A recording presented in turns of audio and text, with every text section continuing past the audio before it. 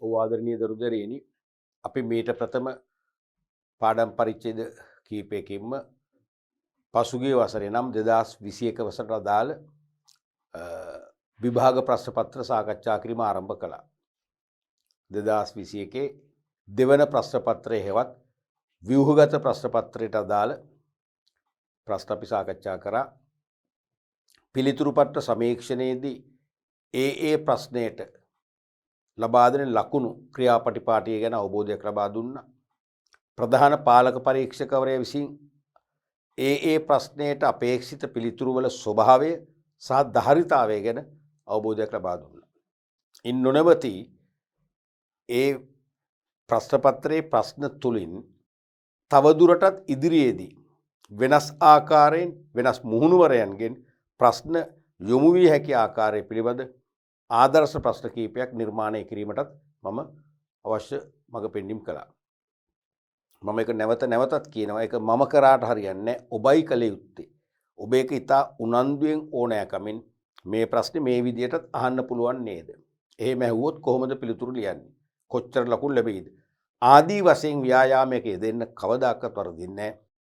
ඔබ නොහිතන ආකාරයෙන් පාඩම් පරිච්ඡේද පිටින් විශේෂ සංකල්ප පිටින් ඔබට මතකේ රඳව ගන්න පුළුවන්කම ලැබෙනවා. ඒක අනිවාර්යයෙන්ම ඔබ කරන්න ඕනේ. නැත්නම් මේ නිකම්ම ප්‍රශ්න පත්‍රය සාකච්ඡා කරලා ඒකට පිළිතුරු ලියන ආකාරය හඳුනා ගැනීම පමණක් ප්‍රමාණවත් නැහැ. එතකොට 50යි වැඩ කරන්නේ. ඉතුරු 50 තමයි මේ ප්‍රශ්න තුලින් තව ප්‍රතිනිර්මාණාත්මක ප්‍රශ්න වලට යන්න ඕනේ. එතකොට තමයි ඉතුරු 50 ලැබෙන්නේ. පැහැදිලිනේ? අපි අද කතා කරන්නේ 2021 දෙවන ප්‍රශ්න පත්‍රයේ පළවෙනි කොටසේ අවසාන ප්‍රශ්නය නම් 4 වෙනි ප්‍රශ්නය. මතකනේ? පළවෙනි කොටසින් ප්‍රශ්න 4යි 4 වෙනි එක. ඒකේ රෝමි ලක්කා 1 යන්න.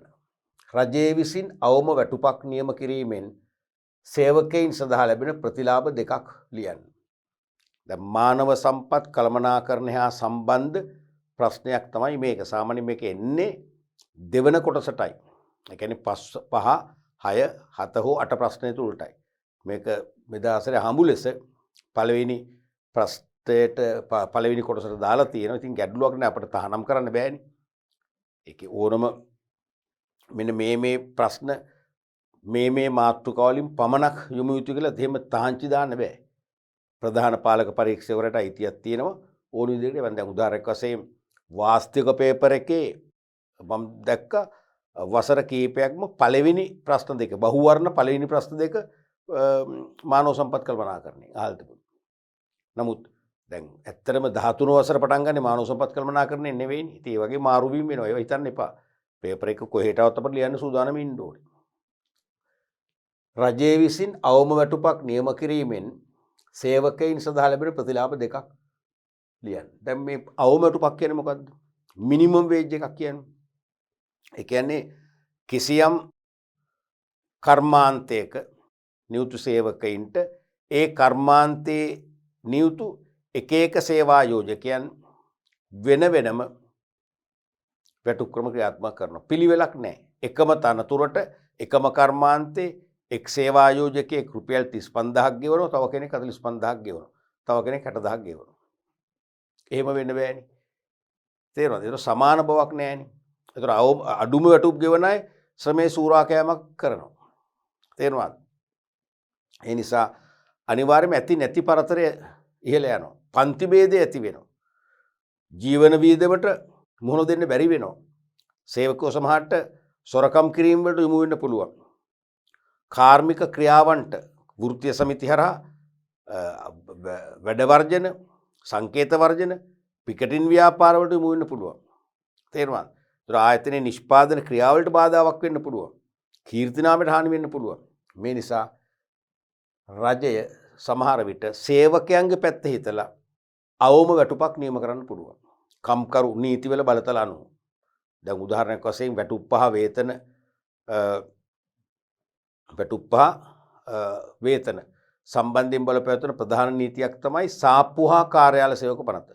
සාප්පු හා කාර්යාල සේවක පනත අනුව ඒ පනතට අයිති වෙන සියලුම සාප්පු වර්ග, සියලුම කාර්යාලවල සේවකයින් සදා අවම වැටුපක් රජයට පුළුවන් නියම කරන්න කම්කරු කොමසාරිස්වරයා හරහා. අවම වැටුපක් නියම කරලා ඒක ගැසට් නිවේදනයක් මගින් ප්‍රසිද්ධ කරනවා. ගැසට් නිවේදනය කියවුවත් එකයි නැතත් එකයි. ඇයි? ගැසට් නිවේදනය කියන්නේ ප්‍රසිද්ධ ලියවිල්ලක්. මතකයිනේ මම කලින් කියලා දුන්න පබ්ලික් ඩොකියුමන්ට් එකක්. ප්‍රසිද්ධ ලියවිල්ලක් කියන්නේ ඒ ලියවිල්ල රටේ සියලු පුරවැසියන් කියවා තේරුම් ගන්නා බවට අධිකරණයේ పూర్ව නිගමනයක් තියෙනවා. කියවන්න ඕනේ නැහැ. කියවුවා කියලා තමයි අධිකරණ සලකන්නේ. ඒ නිසා කිසිම සේවා ආයෝජකයෙකුට කියන්න බෑ අපි ගැසට් නිවේදනය දැක්කේ නැහැ. දැක්කනම් අපි වැටුප ගෙවනවා කියලා සමාවක් නැහැ. අවම වැටුපට වඩා අඩුවෙන් ගෙවුවා නම් ගැසට් නිවේදනයෙන් ප්‍රසිද්ධ කළ අවම වැටුප රුපියල් 45000ක් නම් 45000ට වඩා අඩුවෙන් ගෙවුවොත් නෛතික දඩුවම් ලබා දෙන්න සේවා ආයෝජකයන්ට එරෙහිව හැකියාව ලැබෙනවා. ඒ නිසා එහෙම අවම වැටුපක් නියම කරාම සියලුම සේවා ආයෝජකයන්ට සිදු වෙනවා ඒ රජයේ නියම කළ අවම වැටුප හෝ ඉන් ඉහළ වැටුපක් ගෙවන්න. අඩුවෙන් ගෙවන්න බෑ. තේරෙනවද? අර පාලන මිල වගේ තමයි. බහණ්ඩ වලට පාලන මිලක් නියම කරලා ගැසට් කරාම පොල් ගෙඩියක් රුපියල් 70 කරන 70ට අඩු මිසක් වැඩිම විකුණන්න බෑ. මෙතන ඒක අනිත් පැත්ත. අවම වැටුපක්නේ. අරක උපරිම මිලක්නේ. මෙතන අවම වැටුප රුපියල් 45000ක් නම් ඊට වැඩියෙන් ගෙවන්න පුළුවන් අඩුවෙන් ගෙවන්න බෑ. මොනවද වාසි? එතකොට එක වාසියක් තමයි නිශ්චිත වැටුපක් ලැබෙන බවට සහතික වීම. තේරෙනවද? අවම වැටුපක් නියම කර අපි දන්නවා 45000 නම් අඩුම ගන්න 45000ක් ලැබෙනවනේ. නිශ්චිතයිනේ. නැත්තම් සමහරට 30000යි 25000 එමනේ. එහෙනම් නිශ්චිත වැටුපක් ලැබෙන බවට තහවුරු වීමම වාසියක්. නැත්තම් නීතිමය ආවරණයක් හිමිනවනේ. අවම වැටුප 45000 කියලා ප්‍රසිද්ධ කරාම ඊට අඩුවෙන් ගෙවුවොත් අපිට පුළුවන් නෛතික චෝදනා කරලා සේවා ආයෝජකයට එරෙහිව ක්‍රියාත්මක වෙන්න. දෙවෙනි එක තමයි නිශ්චිත වැටුපක් ලබා ගැනීමට පදනමක් හිමිවීම. දැන් මේක හොඳ බේස් එකක් අත්විවරමක් වෙනවා. නැත්තම් සේවා ආයෝජකයා හිතුණු විදිහට ගෙවනවා. වැටුප දැන් මම දන්නවා සමහර ඔය විශේෂම අධ්‍යාපනික ආයතනවල ටීචර්ස්ලට සමහරට මේ මාස රුපියල් 25000යි. ඊළඟ මාස 37000යි. ඊළඟ මාසෙට වඩා වෙනස්. එහෙම වෙන්න බෑ. නිශ්චිත වැටුපක් නැත්තම් වැටුප් ප්‍රතිපත්තියක් සඳහා හොඳ පදනමක් වෙනවා. මේ වගේ අවම වැටුප් ප්‍රකාශ කිරීම. තුන්වෙනි වාසිය තමයි විධිමත් වැටුප් ක්‍රමයක් සකස් කළ හැකි වීම. අවම වැටුප් ප්‍රතිපත්තියක් ප්‍රසිද්ධ කරාම විධිමත් වැටුප් ක්‍රමයක් සකසා ගන්නත් ලේසි. මොකද ඒ අවම වැටුප ඉක්මවන වැටුපක් තමයි අනිවාර්යයෙන්ම වැටුප් ප්‍රතිපත්තියේ අන්තර්ගත වෙන්නේ. තේරුණාද? ඊළඟට එක සමාන රැකියා ශ්‍රේෂ්ඨ සඳහා සමාන වැටුප් ක්‍රමයක් නිර්මාණය වීම. තේරුණාද? එක සමාන රැකියාස දැන් මං කිව්වේ එකම කර්මාන්තයේ නියුක්ත සමාන තනතුරු වල නියලි සේවකයින්ට විවිධ වූ විසම වූ වැටුප් ක්‍රම නෙතින් ව්‍යාකූලයි. ඒ නිසා එක සමාන රැකියා ශ්‍රේෂ්ඨ සඳහා සමාන වැටුප් ක්‍රමයක් නිර්මාණය කරගන්න ලැබීමත් මොකද වෙන්නේ? ප්‍රධානම වාසියක් වෙනවා. එතකොට ඒ රැකියාවේ ඒ වගේම වැටුප් ක්‍රමවල ස්ථිරත්වයක් තියෙනවා, නිශ්චිත භාවයක් තියෙනවා. තේරෙනවද? විධිමත් භාවයක්, පිළිවෙලක් තියෙනවා. ඊළඟට ශ්‍රම සූරා කෑමට අසාධාරණයට ලක්වීමට ඉඩකඩ නොමැති වීම. දැන් ශ්‍රමයේ සූරා කන්න බෑ. ශ්‍රම සූරා කෑම කියන්නේ මොකද්ද? ශ්‍රමිකයන් හූරන එකද නෑනේ. ශ්‍රමිකයන් වැය කරන ශ්‍රමයට සරිලන්නා වූ ගැළපෙන්නා වූ වැටුප් නොගෙවීම. නැත්නම් සාපේක්ෂව අඩු වැටුපක් ගෙවලා ඊට වඩා වැඩි ධාරිතාවයක ශ්‍රමයක් ලබා ගැනීම. ශ්‍රමයේ සූරා කෑම. දැන් මෙතනදී ඒකත් නතර වෙනවනේ. ඇයි? සාධාරණ අවම වැටුප් මට්ටමක් අවම වැටුප් සීමාවක් පැනෙවුවා. ඒක ප්‍රසිද්ධ කළා. එහෙනම් ඉන් ඔබට ඉන් ඉහළ ගිය වැටුපක් තමයි ලැබෙන්නේ. එහෙනම් ශ්‍රමයේ සූරා කෑමේ අසාධාරණේ අනිවාර්යයෙන් වළකා ගන්න පුළුවන්කම ලැබෙනවා. ඒ වගේ ප්‍රධාන වාසි ප්‍රතිලාභ දෙකයිනේ දෙකකට ලකුණු එක බැගින් ලකුණු දෙකක්ම ලැබෙනවා. ඊළඟ ප්‍රශ්නේ බලමු එක ආයන්න. ණයවර ලිපියක් තුලින් අපනයන කරුවෙකුට ලැබෙන වාසි දෙකක් විස්තර කරන්න. මතකනේ ණයවර ලිපිය කියන එක? විදේශ වෙළඳාම් පාඩමේදී ජාත්‍යන්තර ගෙවීම් පියවීමේ මාධ්‍යයක් වශයෙන් අපි සාකච්ඡා කරා ණයවර ලිපිය. අපි බැංකු පාඩමේදී කතා කරා ඔක මතක ඇති. දැන් ණයවර ලිපිය කියලා කියන්නේ මොකක්ද? ආනයන කරුවෙකු දැන් මේකේ ණයවර ලිපිය කියන අදහස ඒක අර්ථකථනය අපිට අර්ථකථනයේ පණිවිඩය සිග්නල් එක මොලේට දෙන්න නැත්නම් ඒකට උත්තර ලියන්න බෑ. ප්‍රශ්නේ කියවනකොටම ණයවර ලිපියේ අර්ථකථන අපිට දිගහැරෙන්න ඕන. නැත්නම් ණයවර ලිපිය කියන එක අපිට විනිවිද භාවයෙන් පේන්න ඕන. එතකොටයි උත්තර ලියන්න පුළුවන් වෙන්නේ. උත්තර ලැබෙන්නේ එළියට එන්නේ. ණයවර ලිපිය කියන්නේ මොකද්ද? දැන් ආනයනකරුවෙක් අපනයනකරුවෙකුට කියනවා මට මෙන්න මේ භාණ්ඩ අවශ්‍යයි මම ඒ භාණ්ඩය වන්න මම සල්ලි ගෙවන්නම්. එහෙම එවන්නේ නැහැ. අපනයනකරුට විශ්වාසයක් නැහැ ආනයනකරු ගෙවයි කියලා. බඩුත් නැහැ සල්ලිත් නැහැ. අපනයනකරු කියනවා නෑ කලින් සල්ලි ගෙවන මම භාණ්ඩය වන්න. ආනයනකරු සල්ලි ගෙවන්නෙත් නෑ බයයි. මේ දෙන්න අතර විශ්වාසයක් නැහැනේ. එහෙනම් මේ විදේශවල දාමට සම්බන්ධ වන අයගේ අවිශ්වාසවන්ත භාවය යටපත් කරලා වාණිජ්‍ය බැංකුවල විශ්වාසවන්ත භාවය තුලින් බිහි කරන අපූර්ව ලියවිල්ලක් තමයි අපූර්ව ජාත්‍යන්තර ගෙවීම් පියවර මාධ්‍යයක් තමයි නායර ලිපිය කියන්නේ. මොකද වාණිජ්‍ය බැංකුව ගොඩනගලා තියෙන විශ්වාසය මත. එතකොට ආනයනකරු මම මගේ බැංකුවෙන් ඉල්ලීමක් කරනවා. නියමිත ඉල්ලුම් පත්‍රයේ සම්පූර්ණ විස්තර ඇතුළත් කරලා නායර ලිපිය නිකුත් කරන්න කියලා. එහෙනම් ආනයනකරුගේ බැංකුව මම වෙනුවෙන් නායර ලිපිය නිකුත් කරනවා අපනයනකරු වෙත. ඒකෙන් කියන්නේ ආනයනකරු ඇනවුම් කරන භාණ්ඩ අපනයනය කරන්න ඒ අපනයන නෞභාරය සඳහා ඔබට ගෙවී යුතු මුදල ආනයනකරු වෙනුවෙන් අප විසින් පියවනවා කියලා මගේ බැංකුව පොරොන්දු වෙනවා. අන්න දැන් මම නෙවෙයි පොරොන්දු වෙන්නේ විශ්වාසයේ කුළුණු මත ගොඩනගෙච්ච වාණිජ්‍ය බැංකුවක් තමයි පොරොන්දු වෙන්නේ අපනයනකරුට. දැන් එයාට විශ්වාසයි. එයා එනම් භාණ්ඩ අපනයනය කරන සූදානම් කරලා රේගොඩ බාර දීලා නැව්ගත කරන්න කටයුතු කරනවා. කරලා නෞභාරපත ඉන්වොයිසිය රක්ෂණ සාතිකය වැනි ලේඛන එයාගේ බැංකුවට ඉදිරිපත් කරනවා. ඉදිරිපත් කළ වහාම ආනයනකරුගේ බැංකුව ණයවර ලිපියෙන් වෙච්ච පොරොන්දුව අපනයනකරුගේ බැංකුවෙන් ඉටු කරමින් අපනයනකරුට වහාම මුදල් ගෙවනවා. ඕක තමයි ණයවර ලිපියේ ක්‍රියාන්විතය. එතකොට ණයවර ලිපිය තේරෙනවද? ඒ භාණ්ඩ මෙහෙට ලැබුණට පස්සේ ආනයනකරු බැංකුවට මුදල් ගෙවලා නෞභාරපත රක්ෂණ සහතිකයේ ඉන්වොයිසිය කියන ලේඛන බැංකුවෙන් නිදහස් කරගෙන රේගුවෙන් භාණ්ඩ නිදහස් කරගන්නවා ඇති. එතකොට අහන්නේ ණයවර ලිපියක් තුලින් අපනයනකරුවෙකුට ලැබෙන වාසි දෙකක්. එකක් තමයි අපනයනය කරනු ලබන භාණ්ඩ වලට මුදල් ලැබීම තහවුරු වීම. නිශ්චිතයිනේ. මොකද ආනයනකරුගේ බැංකුව තමයි ලිඛිතව පොරොන්දු වෙන්නේ. භාණ්ඩ අපනයනය කරන්න ඊට නියමිත මුදල ආනයනකරු වෙනුවෙන් අපි පියවන බවට. එහෙනම් අපනයනය කරනු ලබන භාණ්ඩ වලට මුදල් ලැබීම තහවුරු වෙනවා. අනික ණයවර ලිපියට අදාළ කොන්දේසි ආනයනකරුට වෙනස් කළ නොහැකි වීම. ණයවර ලිපියට අදාළව දාන කොන්දේසි තියෙනවනේ. ඒවා ආනයනකරුට වෙනස් කරන්න බෑ. නැත්තම් ආනයනකරු කොන්දේසි වෙනස් කරලා මුදල් ගෙවන්න කල් අරගෙන සමහරට කොටස් ගෙවලා අන්තිම කොටස් බොල් ණය කරලා ඒ වගේ දේවල් කරන්න පුළුවන්. දැන් කරන්න බෑ. ඒ ණයවර ලිපියේ කොන්දේසි ආනයනකරුට අත්නෝමතිකව තනි මතයට වෙනස් කරන්න බෑ. ඒ නිසා අපනයනකරුට ඒකෙනුත් ආරක්ෂාවක් තියෙනවා. 3. අපනයන අත්තිකාරම් මුදලක් ලබාගත හැකි වීම. මේ ණයවර ලිපි ක්‍රමයේ තුල අපනයනකරුට දැන් මුදල් ලැබෙන්නේ භාණ්ඩ අපනයනය කරලා නැත්නම් නැව්ගත කරලා ඒව ඔප්පු කරන්න නියමිත ලියවිලි බැංකුවට බාර දුන්නමනේ. එයාගේ බැංකුවට බාර දුන්නමනේ. තේරුණාද? ආනයනකරුගේ බැංකුවෙන් කියනවා භාණ්ඩ අපනයනය කරන්න අපි එහි වටිනාකම ගෙවනවා කියලා. ඒතර අපනයනකරු භාණ්ඩ නැව්ගත කරලා නෞභාරයට දාලා ලියවිලි කට්ටලය අපනයනකරුගේ බැංකුවට බාර දුන්නම අපනයනකරුගේ බැංකුවෙන් තමයි මුදල් ගෙවන්නේ. හරිද? පස්සේ ආනයනකරුගේ බැංකුවෙන් ඒ මුදල් අර බැංකුවට ලැබෙනවා. එහෙමනේ වෙන්නේ. ස්විෆ්ට් කියන එක මතකයිනේ. ස්විෆ්ට් ජාලය හරහා තොරතුරු sannivedanaya කරලා අනිවාර්යයෙන්ම ඒක අදාළ බැංකු ගිණුම් වල ගැලපීමෙන් පියවීම කරනවා. තුලනය කිරීම කරනවා.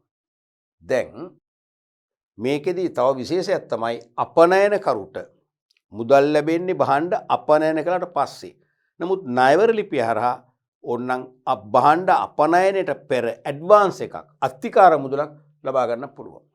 මොකද අපනයනකරු විසින් ආනයනකරු එවන ලද මිල විමසුමට මිල ඇතුළු කොන්දේසි විමසලා යවන්නේ ගැනුම්කරුවානේ ආනයනකරුවානේ. ඒතොර අපනයනකරු වශයෙන් එයා මිල කිව්මක් එවනවා. ප්‍රයිස් කොටේෂන් එක පිළිතුරු ලිපියේ. ඒකේ සඳහන් වෙන්න පුළුවන් මට ලැබී යුතු අපනයන වටිනාකමින් 25ක් ඇඩ්වාන්ස් එකක් අත්තිකාරමක් ගන්න පුළුවන් විදියට ණයවර ලිපිය නිකුත් කරන්න. එහෙම නැත්නම් මට භාණ්ඩ එවන්න බෑ කියන කොන්දේසි දාන්න පුළුවන්. දැන් මම ආනයනකරුවා ණයවර ලිපිය ඉල්ලුම් කරන ඉල්ලුම් පට්ටේ සඳහන් කරනවා 25ක අත්තිකාරමක් අපනයනකරුට වහාම ලබා ගන්න පුළුවන් විදියට ණයවර ලිපිය නිකුත් කරන්න කියලා. එතකොට ණයවර ලිපිය තුල රතු තීන්තෙන් රතු පෑනෙන් නෙවෙයි රතු තීන්තෙන් වගන්තියක් දානවා 125ක අත්තිකාර මුදලක් අපනයනකරුට වහාම ගෙවිය යුතු බවට. අන්න එහෙම වගන්තියක් ඇතුළත් කරපු ණයවර ලිපිය තමයි අපි ඉගෙන ගත්ත තීරපාඨ එකේ මතක ඇති ගොඩක් ඉස්සර රතු වගන්තිය සහිත ණයවර ලිපිය.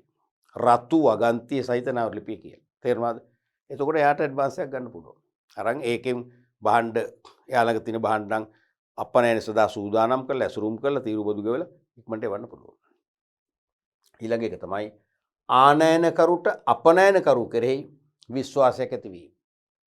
තේරුණාද? ආනයනකරුට අපනයනකරු කෙරෙහි විශ්වාසයකුත් ඇති වෙනවා. ඇයි? දැන් ආනයනකරු දන්නවා අපනයනකරුවා අනිවාර්යයෙන්ම මේ භාණ්ඩ එවන බව. ඇයි? බැංකුවනේ පොරොන්දු වෙන්නේ. දැන් ආනයනකරුට අපනයනකරුව විශ්වාස කරන්න බැරි නම් ඒකත් ගැටලුවක්නේ. මේ දෙන්න අතර දීර්ඝ කාලීනව වෙළඳ ගනුදෙනු නැති වෙන එකක් නැහැ. එහෙනම් අපනයනකරු කෙරෙහි විශ්වාසයක් ඇතිවීම අනිවාර්යයෙන්ම මොකද වෙන්නේ? මෙයාට වාසියක් වෙනවා. නැත්නම් ඔබ හිතයි දැන් අහන්නේ අපනයනකරු ලැබෙන වාසිය. මේ කියන්නේ ආනයනකරු නෑ.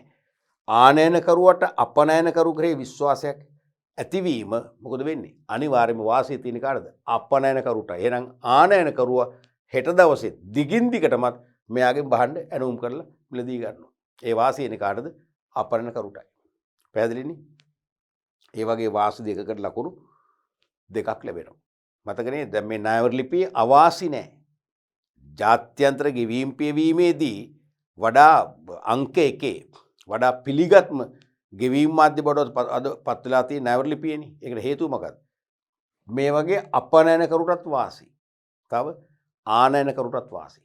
ඒකත් අහන්න පුළුවන් විභාගෙට. එහෙම ඒ වගේ ප්‍රශ්න ඔබ ටක් ගාලා නිර්මාණය කරන්න. අනුමාන ප්‍රශ්න. මොනවද ආනයනකරු ලැබෙන වාසිය? ආනයනකරු භාණ්ඩ ගෙන්වීමට පෙර මුදල් ගෙවලා මුදල් හිර කරන්න ඕනේ. ආනයන භාණ්ඩ වල වටිනාකම වෙනුවෙන් పూర్වෙන් මුදල් ගෙවලා හිර කරන්න ඕනේ. දැන් බැංකු අනකරයක් මගින් ගෙවුවොත් මොකද වෙන්නේ? ආනයනකරුවෝ ගෙවිය යුතු මුළු මුදලම බැංකුවට ගෙවන්න ඕනේ. ගෙවුවම තමයි අනකරේ නිකුත් කරන්නේ. ඒතර භාණ්ඩ එන්න මාස 2-3ක් ගියත් කලක් බලන් ඉන්න සල්ලි හිර කරලා. මේක එහෙම නෑනේ. භාණ්ඩ ආවමයි සල්ලි ගෙවන්න ඕනේ. ඒ නිසා විශාල මුදලක් හිර කරන්න වෙන්නේ නෑ. මුලින්ම ණයවර ලිපිය නිකුත් කරගන්න අත්තිකාරමක් විතරක් ගෙවන්න ඕනේ. ඒක මහ බැංකුව කලින් කාලට නියම කරන ප්‍රතිශතයක් තියෙනවා 10ක් 12ක් 15ක් ඒ වගේ. ඒක තමයි අපි කිව්වේ ණයවර ලිපිය සඳහා වූ කාසියාන්තිකය කියලා. තේරුණාද? ඒ හැරෙන්න ගෙවන්නේ නැහැ. අනික් අතට ආනයනකරුටත් භාණ්ඩ ලැබෙන බවට නිශ්චිත විශ්වාසයක් ඇති වෙනවා. මොකද එයාගේ බැංකුව අරයට පොරොන්දු වෙනවා ණයවර ලිපිය මගින් සල්ලි ගෙවන්නම් කියලා යනවා අරය අනිවාර්යයෙන්ම භාණ්ඩ එවනවා. තේරුණාද? ඒ නිසා ඒ වෙළඳ ගිවිසුම ඇති වුණාම අපනයනකරුට අවශ්‍ය ගෙවීම පියවන්න මුදල් සොයා ගන්න මෙයාට සෑහෙන කල් ලැබෙනවා. මොකද භාණ්ඩ එන්න මාසයක් දෙකක් තුනක් යනවනේ. නැවුලින් එනවනේ භාණ්ඩ. තේරුණාද? ඒ නිසා මෙයාට මුදල් ගෙවීම අපනයනකරුට ගෙවී යුතු මුදල් සොයා ගන්න සෑහෙන කාලයක් ලැබීම වාසියක් වෙනවා. දෙපැත්තටම වාසි. පැහැදිලිනේ? රයිට්. අපි ඊළඟ ප්‍රශ්නේ බලමු. රෝමි ලකන් දෙකේ යන්න. හරපතක් සහ බැරපතක් අතර ඇති අසමානකම් දෙකක් ලියන්න. අන්සතු කළ හැකි ලියවිලි නැත්නම් මුදල් පාඩමට සම්බන්ධ වහන්න. හරපතක් කියන්නේ ඩෙබිට් කාඩ් එක, බැරපතක් කියන්නේ මොකක්ද? සමහර ළමයි මම අහනවා සර් බැරපත් කියන්නේ මොකද? මොකද බැරපත් කියන වචනේ ටිකක් අපේ පේපර්ස් වල දැන් භාවිතා වෙනවා අඩුයි. බැරපත කියන්නේ ණය කාඩ් පතක්මයි, ක්‍රෙඩිට් කාඩ් පතක්මයි. තේරුණාද?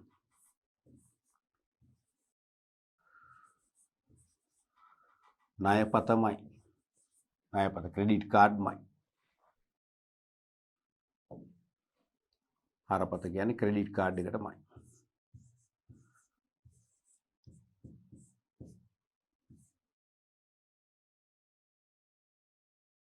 හරපතක් සහ බැරපතක් නැත්නම් ණයපතක් අතර ඇති අසමානකම් දෙකක්.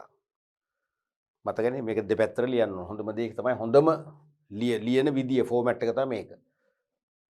මුල් පැත්තට හරපත කියලා ශීර්ෂයක් ලියුවා. ඊට පස්සේ බැරපත කියලා ශීර්ෂයක් ලියුවා. අසමානකම් දෙකයිනේ. පළවෙනි එක තමයි හරපතක් ලබා ගැනීමට ගිණුමක් අවශ්‍ය වීම. ඩෙබිට් කාඩ් එක ඕනනේ. ඩෙබිට් කාඩ් එක දෙන්නේ එක්ක ජංගම ගිණුම් හිමියෙකුට නැත්නම් ඉතිරි කිරීම ගිණුම් හිමියෙකුට. තේරුණාද? නමුත් බැරපතක් නැත්නම් ණයපතක් ලබාගෙන ගිණුමක් අවශ්‍ය නැහැ.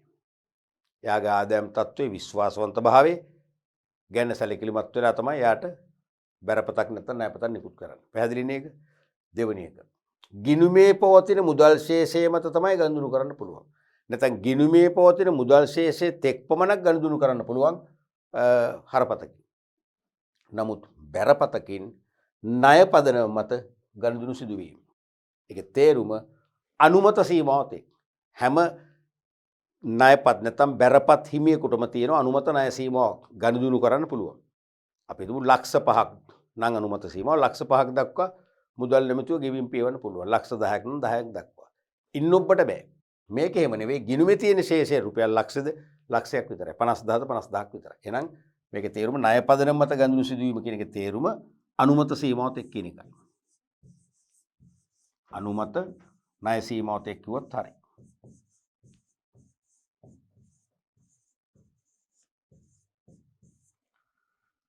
ඔය දෙක ලිව්වත් ඒ දෙකයි නහන්නේ. නමුත් තනි ප්‍රශ්නයක් ඇහුවනම් ප්‍රෝමිලක්කමක් වශයෙන් ඇහුවනම් හතරක් ලියන්න ඕනේ. නිසා අපි හතරකට හුරු වෙන්න. ලබා ගැනීමට විශේෂ සුදුසුකම් අවශ්‍ය නොවේ. විශේෂ සුදුසුකමක් නැහැ. ජංගම හෝ ඉතිරි කිරීමේ ගිණුමක් විවෘත කරන අවස්ථාවේම හරපතක් නිකුත් කරන්න කියලා පුංචි ඉල්ලුම් පත්‍රයක් පුරලා ඒ මොහොතේම දැන් වෙනද වගේ පරක්කු නැහැ. ඒ මොහොතේම අපිට මේ ඩෙබිට් කාඩ් එක ඉෂුව කරනවා. රහස් අංකයත් එක්ක. ඊට පස්සේ අපිට ගිහිල්ලා ඒ කාඩ් සෙන්ටර් එකට කතා කරලා ඒක ඇක්ටිව් කරගන්න තියෙනවා. ඇක්ටිව් කරගත්තම ඒ මොහොතේ දැන් ඒ කියන්නේ අපිට කාඩ් එක අතර අරගෙන පැයක් වගේ ඇතුළත අපිට පුළුවන් ගනුදෙනු සදා පියවන්න. ඒ කියන්නේ ගිණුමේ සල්ලි ආපසු ගන්න, ගිණුමට සල්ලි දාන්න, ගිණුමේ ශේෂය හඳුනා ගන්න, ගිණුම් අතර මුදල් මාරු කරන්න, ඒ වගේම අනුමත වෙළෙන්සැල් වලදී ගෙවීම් පියවන්න වගේ ඒවාට පාවිච්චි කරන්න පුළුවන් මේක. ලබා ගන්න විශේෂ සුදුසුකම් නැහැ. නමුත් ලබා ගැනීමට මෙතන විශේෂ සුදුසුකම් අවශ්‍යම වෙනවා. දැන් බැරපතක් නිකුත් කරනවා කියන්නේ බැංකුවෙන් අපිට ණයක් දෙනවා සමානයි. කිසිදු ඇපයක් නැතුව නේ කිසිදු ඇපයක් නැහැනේ. ඇපයක් නැතුව ණයක් දීමක් කරන්නේ. ඒ නිසා ඒ ණය ආපසු අය කරගන්න පුළුවන් කෙනෙකුට පැය දෙන්නේ. ඒ නිසා එයාගේ ආදායම් තත්ත්වය, එයා නියැලෙන වෘත්තිය, එයාගේ විශ්වාසවන්ත භාවය ආදී කරුණු සලකලා බලලා තමයි ලබා දෙන්නේ. හැමෝටම දෙන්නේ නැහැ. ඊළඟ එක ගනුදෙනු සම්බන්ධව පිරිවැයක් නොමැත. පොලිය අය කිරීමක් නැහැනේ. ගිණුමේ තියෙන සල්ලි තමයි අපි පාවිච්චි කරන්නේ. පමා ගාස්තු දඩ පොලි මුකුත් නැහැ. නමුත් මේකේ ප්‍රමාද ගාස්තු තියෙනවා. පොලිය ගෙවීමට සිදු වෙනවා. ගෙවීම් ප්‍රමාද වුණු දැන් අපි ණයපතින් ගනුදෙනු කරලා මාසික අපිට ස්ටේට්මන්ට් එකක් ලැබෙනවානේ. තැපෑලෙන් හරි නැත්නම් අපට ජංගම දුරකථනයට හරි නැත්නම් අපේ පරිගණකයට හරි ඊමේල් කරලා ගෙන්න ගන්න පුළුවන්. ඒ ස්ටේට්මන්ට් එක තියෙන ඩියු ඩේට් එකක් ගෙවිය යුතු දිනක එදාට ගෙවන්න ඕනේ. පමා වුණොත් එකක් ප්‍රමාද ගාස්තු අය කරනවා, අනික පොලියකුත් අය කරනවා. දෙකක් අය කරනවා. තේරුණාද? ඒ ණයපතේ තියෙනවා ණයපත් වලට අදාළව එවනවනේ ඒ ස්ටේට්මන්ට් එක, මන්ත්ලි ස්ටේට්මන්ට් එක. ඒකේ තියෙනවා අපි ගෙවිය යුතු මුළු මුදල. ගෙවිය යුතු අවම මුදලක් තියෙනවා. ඒ දිනයක් තියෙනවා. අපි මුළු බිල රුපියල් 1,85,000යි. අවම වශයෙන් ගෙවන්න ඕන කියලා කියන රුපියල් 4,000ක්. තේරුණාද? ඒ 4,000 ගෙවන්න ඕන දිනේට 4,000වත් අඩු ගන්න ගෙවන්න ඕන. 4,000 ගෙවුවොත් ණයපත තවදුරටත් අපිට ගනුදෙනු කරන්න පුළුවන්. දැන් ණයපතේ ණය වටිනාකම ලක්ෂ 5ක් නම් තාම 1.85ක් නම් මේ ස්ටේට්මන්ට් එකේ තියෙන්නේ. තව අපිට පාවිච්චි කරන්න පුළුවන්. හැබැයි අවම ශේෂය ගෙවන්න ඕන. හරිද? ඒ විතරක් නෙවෙයි. ඒක ගෙව්වම අර ලේට් ෆී එක ප්‍රමාද ගාස්තුව අපිට වැටෙන්නේ නැහැ. හැබැයි පොලිය වැටෙනවා. මුළු අර 1,85,000ම ගෙවුවොත් තමයි පොලිය නිදහස් වෙන්නේ. ඒ නිසා මේක අමතර පිරිවැයක් අනිවාර්යයෙන්ම තියෙනවා. තේරුණාද? අමතර පිරිවැයක් තියෙනවා. එහෙනම් අමතර පිරිවැයක් ඇති කොහොත් හරි.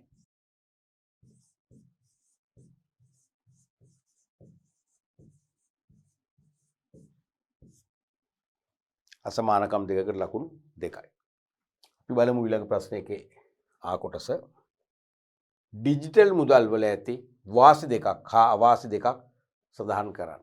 ඩිජිටල් මුදල් ඩිජි කෑෂ් කියලා කෙටියෙන් කියන්නේ ඩිජිටල් මුදල් අපි සාමාන්‍යයෙන් හඳුන්වන්නේ ව්‍යවහාරයේදී ඩිජි කෑෂ් කියලා කෙටියෙන් ඩිජි කෑෂ්. එහෙමනේ කියන්නේ ඩිජි කෑෂ්. මේ කියන්නේ හොඳට මතක තියාගන්න ණයපත් ක්‍රෙඩිට් කාඩ් නෙවෙයි, ඩෙබිට් කාඩ් නෙවෙයි, දෙකම නෙවෙයි. හරපත් හෝ ණයපත් මගින් කරන ගෙවීම නෙවෙයි ඩිජි කෑෂ් කියන්නේ. අන්න ඒක ඕනම හයිලයිට් කරන්න මෙතන හරපත් හෝ ණයපත් නොව කියලා මම ලියන්න තේරෙන්නේ නා. හරපත් හෝ ණයපත් නෙවෙයි මේ කියන්නේ. මොකද සමහර සිසුන් වරදෝ තේරුම් ගන්නවා ඩිජිටල් කෑෂ් හෙවත් ඩිජි කෑෂ් කියන්නේ හරපත් හෝ ණයපත් කියලා නෑ. මේ කියන්නේ අන්තර්ජාල සම්බන්ධතා ඇතිව පරිගණකයක් හෝ ජංගම දුරකථනයක් භාවිතා කර අපේ බැංකු ගිණුම් වල තියෙන සල්ලි වලින් අපි විවිධ ගෙවීම් පියවනවා. මගේ ගිණුමේ සල්ලි ඔබේ ගිණුමට මාරු කරනවා. ඔබෙන් බහන්න අරන් මම ඔබේ ගිණුමට සල්ලි බැර කරනවා. ඒ වගේ තේරෙනවද? එතකොට ස්විෆ්ට් කියන එක මතකයිනේ. SWIFT ස්විෆ්ට් එක මතකයිනේ. SWIFT Swift Society for Worldwide Interbank Financial Telecommunication. තේරුණාද? ඒ කියන්නේ අන්තර්ජාතික මූල්‍ය sannivedana සංගමය. ඒ කියන්නේ ජාත්‍යන්තර වශයෙන් විහිදුණු බැංකු අතර සිදුවන මේ මූල්‍යමය ගනුදෙනු පිළිබඳ තොරතුරු අදාළ බැංකු වෙත ක්ෂණිකව බෙදා හරින sannivedana මාධ්‍ය තමයි මේක. ස්විෆ්ට් කරා ඒ තොරතුරු sannivedanaya කරනවා. කරාම මගේ ගිණුම හර වෙලා ඔබේ ගිණුම බැර වෙනවා. ඔක තමයි ඩිජිටල් මුදල් කියන්නේ. අන්තර්ජාලය හරහා බැංකු ගිණුම් වල තියෙන මුදල් විවිධ ගෙවීම් පියවීමට පාවිච්චි කිරීම. මොනවද ඒකේ වාසි? වාසි දෙකක් අවාසි දෙකක් බැගින් අහනවා. වාසි තමයි ගෙවීම් කටයුතු වේගවත්.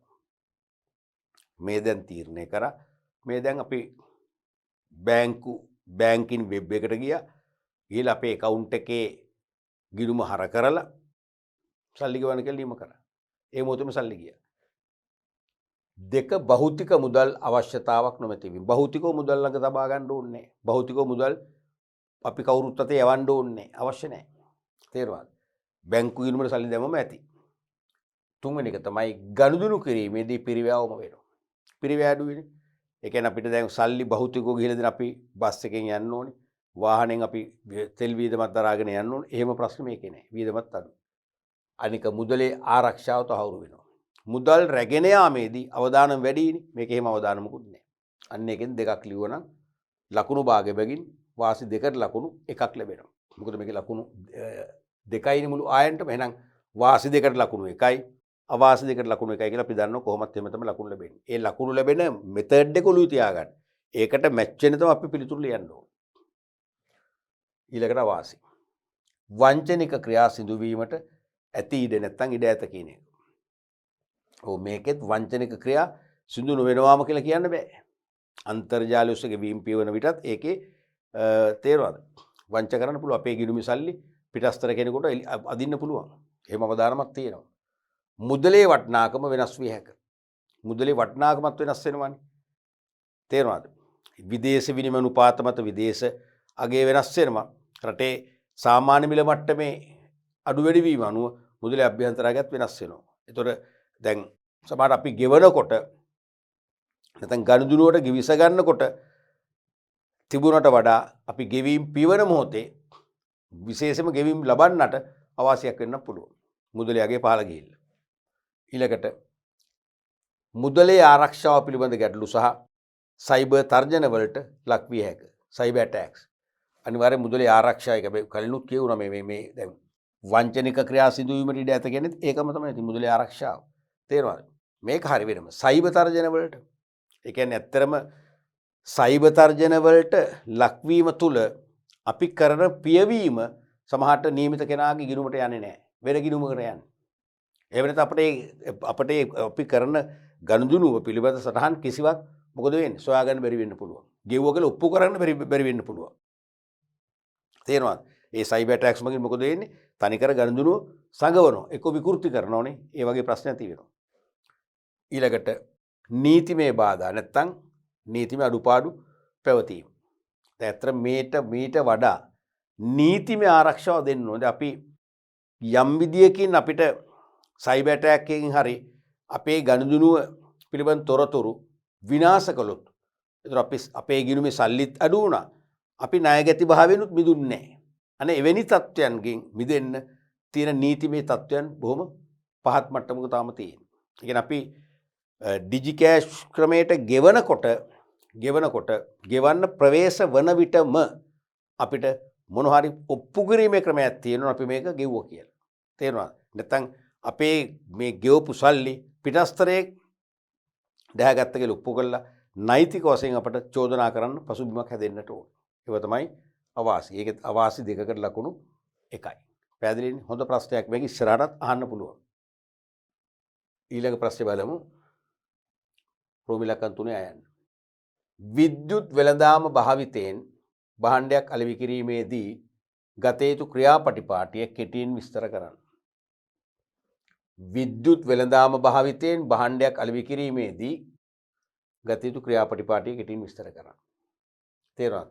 ඒ කියන්නේ අන්තර්ජාලය ඔස්සේ අපි තොරතුරු මාරු කරගෙන අන්තර්ජාලය ඔස්සේ ඇනුම් කරලා අන්තර්ජාලයෙන්ම බැංකු වෙබ් එකට ගිහිල්ලා ණයපත් හෝ හරපත් මගින් ගෙවීම කරලා නැත්නම් ඩිජි කෑෂ් ක්‍රමයට ගෙවීම කරලා භාණ්ඩ ආසේවා ගෙන්වා ගැනීමනේ මේ කියන්නේ. මතකනේ විද්‍යුත් වෙළඳාම නැත්නම් ඉලෙක්ට්‍රොනික වෙළඳාම නැත්නම් විද්‍යුත් වාණිජ්‍ය. භාවිතයෙන් භාණ්ඩයක් අලෙවි කිරීමේදී ගත යුතු ක්‍රියාපටිපාටි. පළවෙනි එක තමයි අන්තර්ජාලය ඔස්සේ ගැනුම්කරුවන් සහ විකුණුම්කරුවන් සම්මුඛ වෙන්නට ඕන. අන්තර්ජාල සම්බන්ධතා තියෙන ප්‍රතිපක්ෂයේම එහෙනම් අන්තර්ජාල ඔස්සේ ගැනුම්කරු විකුණුම්කරුගෙන් නැත්නම් ගැනුම්කරු විකුණුම්කරු සම්මුඛ වෙලා ගැනුම්කරු අන්තර්ජාල ඔස්සේ විමසීම් කරනවා. භාණ්ඩ වර්ගය, ප්‍රමාණය, ඒකේ සන්නම, මිල, ලබාගත හැකි වට්ටම්, මුදල් ගෙවිය යුතු කාලය ඒවා හුමාරු කරගන්න. දෙවෙනි එක තමයි වෙළඳ ගනුදෙනුව සංවිධානය කර ගැනීම. ඊට පස්සේ වෙළඳ ගනුදෙනුව සිදු කළ යුතු ආකාරය සංවිධානය කර ගන්නවා. ඊට පස්සේ භාණ්ඩ විකිණීම හා මිලදී ගැනීමේ කටයුතු සිදු වීම. හරිද? ඊට පස්සේ ගනුදෙනුවට අදාළ ගෙවීම් කටයුතු පියවීම.